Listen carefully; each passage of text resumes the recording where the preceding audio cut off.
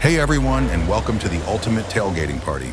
Today we're learning how to play Tailgaters, the game of delicious food and strategic dice placement.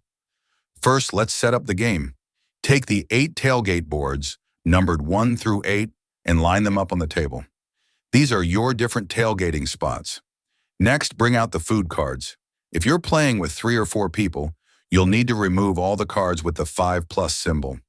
Then place 2 cards on each tailgate board. If you're playing with 5 or 6 people, place 3 cards on each board instead.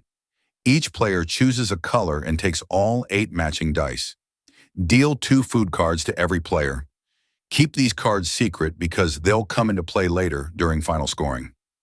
Now everyone rolls 1 die, and whoever rolls the highest number goes first. You're ready to start the game. The game is played over 3 rounds, and taking a turn is pretty simple. First, roll all of the dice you still have. Look at your roll, then pick one of the numbers you rolled and place 1 or more dice showing that number onto the matching tailgate board.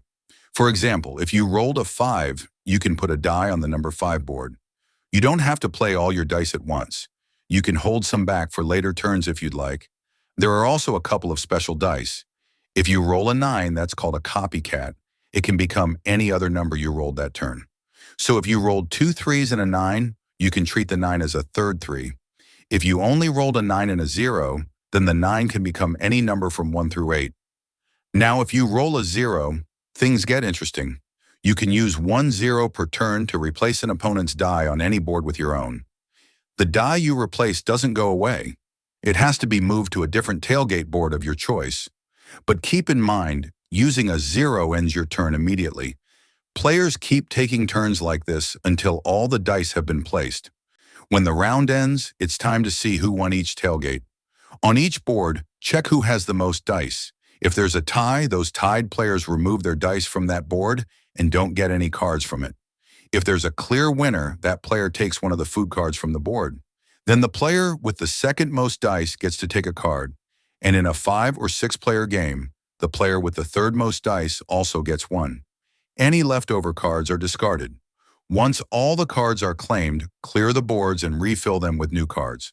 The next round starts with the player to the left of the last starting player. After 3 rounds, it's time to tally up the points. The goal is to collect food combos that score the most. Here's how the scoring works. Buns and meats go together.